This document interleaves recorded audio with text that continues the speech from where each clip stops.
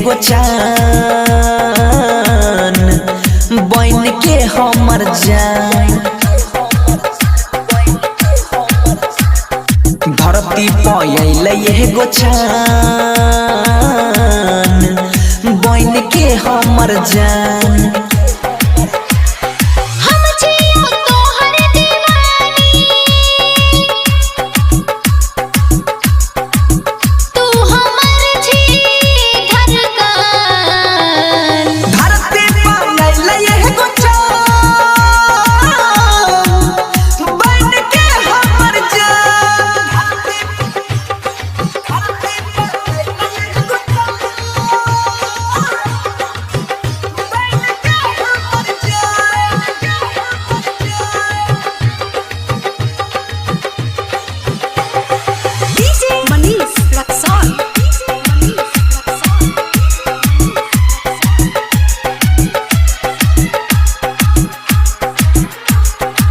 उठबा गुलाब जेना कोयला के बोली गे, जब तू हंसै छी त दिल में लागे गोली गे।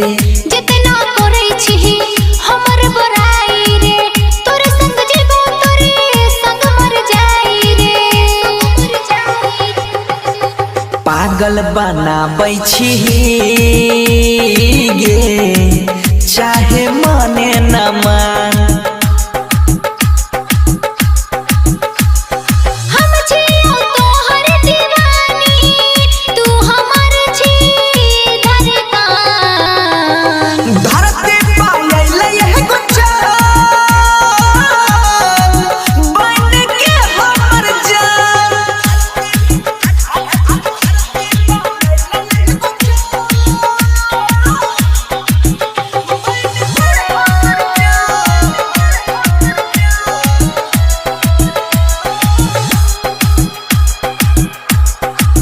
प्यार हम करै छियौ दिल नहीं तोरा बौगै, जन्म जन्म तक साथ में छोड़ा बौगै।